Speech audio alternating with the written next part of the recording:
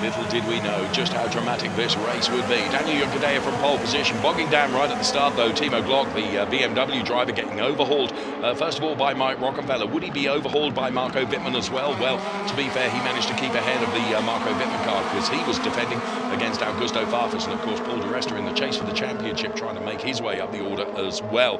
René Rast then, as you can see, just out on the grass then with Robin Freins as they all headed up towards turn number 1. Always a pinch point, the Ramus turn. You're going uphill, and Mike Rockefeller running wide, Marco Wittmann getting sideways, and Robin Freins getting turned around by Philipp Eng, which caused a concertina effect, which really did not play into the hands of Gary Paffett, who got called out in that.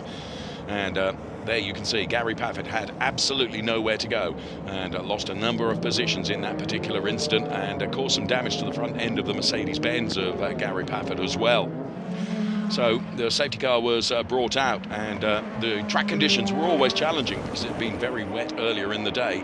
But following the restart, which was a non-Indy style restart, Danny Juncadella was immediately under pressure from Mike Rockefeller as they went through turn number 1, and you can see how he tracked him going up towards turn number 3 now, through this kink, turn number 2, heading up towards turn number 3. Mike Rockefeller on the outside of Daniel Juncadella. Danny trying to make the Mercedes as wide as possible, but that opened up the inside to Mike Rockefeller, who got supreme traction out and was able to put his Audi ahead of Danny Juncadella in the Mercedes-Benz. Timo Glock still in P3. Gary Paffett was going to have to try and find his way past the guest driver, Sébastien Ogier, and that wouldn't prove quite as easy as maybe we thought it would be.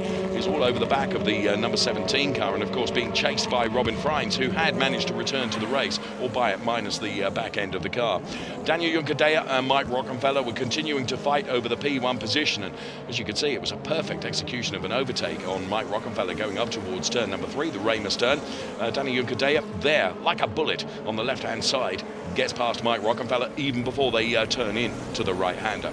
René Rast, of course, who's P3 in the Drivers' Championship, he needed to bank as many points as possible and made his way past Marco Wittmann, or did he? Because Marco Wittmann was not going to make it easy for René Rast to go past, and why should he? But he did squeeze him really close to the gravel, only just managing to avoid running through the loose stuff. And here again, Marco Wittmann just managing to keep his car ahead of René Rast, who was being really frustrated, and you can see inside the car just how cross he was about that. So René Rast continuing to chase Marco Wittmann. He had Nico Müller and Paul di Resta behind him. And Timo Glock, towards the end of the race, would have to retire the car. And where he had to retire the car would see the safety car come out again.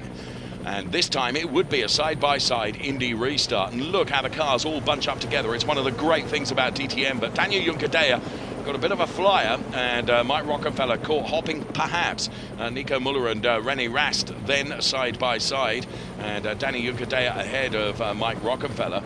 Paul di Resta trying to make his way up the order as well, of course as many points as he could bank, knowing that Gary Paffett was way down the lineup as they headed up towards turn number 1, again into this pinch point, which is the Ramus turn.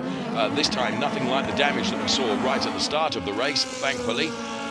René Rast then ahead of the Paul di Resta car. Jamie Green and Lucas Auer having a fine fight. Daniel Juncadella, then it was Mike Rockefeller. René Rast would get by Nico Müller with no problems at all. Nico would not make it quite so easy for Paul di Resta, and then lo and behold, René Rast would get by the car of Mike Rockefeller as well. Daniel Juncadella gets a drive-through penalty for jumping the restart, which meant that these 3 drivers were on the podium. René Rast taking the win from Nico Müller, and Mike Rockefeller, though, who was P2. I think he owes them both a beer, does René Rast.